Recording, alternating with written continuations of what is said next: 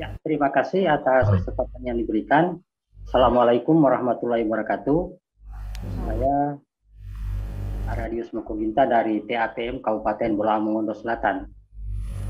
Ada yang perlu kami tanyakan terkait dengan penginputan data SDGs desa.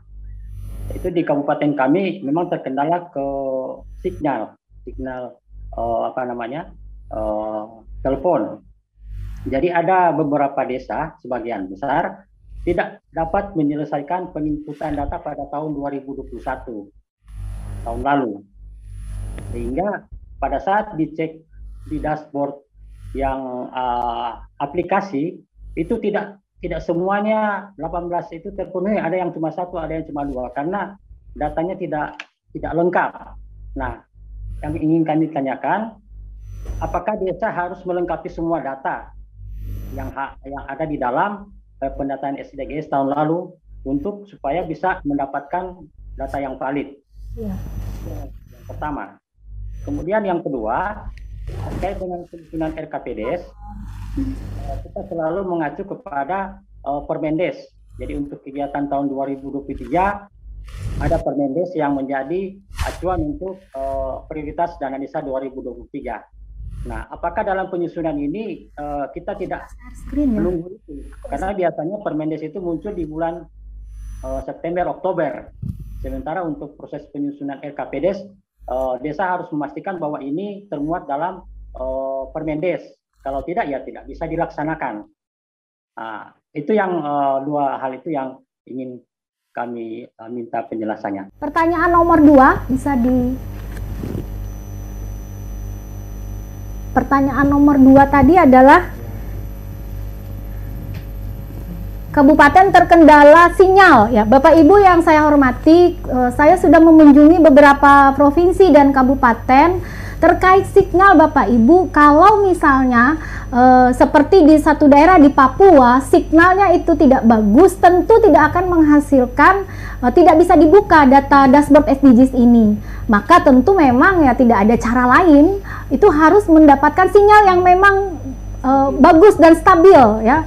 Karena kalau enggak dia akan muncul yang muter-muter itu semua ya. Karena apa Bapak Ibu, teman-teman semua, data ini itu data yang sangat banyak, data yang luar biasa banyak sekali ya.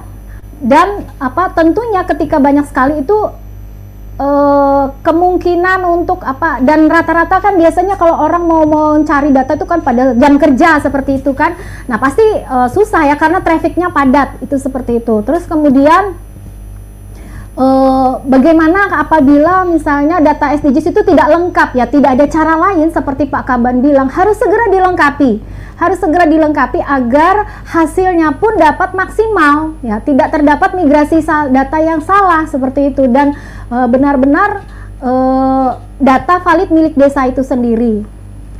Dan apakah dalam penyusunan RKPDes pada bulan September Oktober dapat dimasukkan dalam Permendes, maksudnya RKPDes dapat.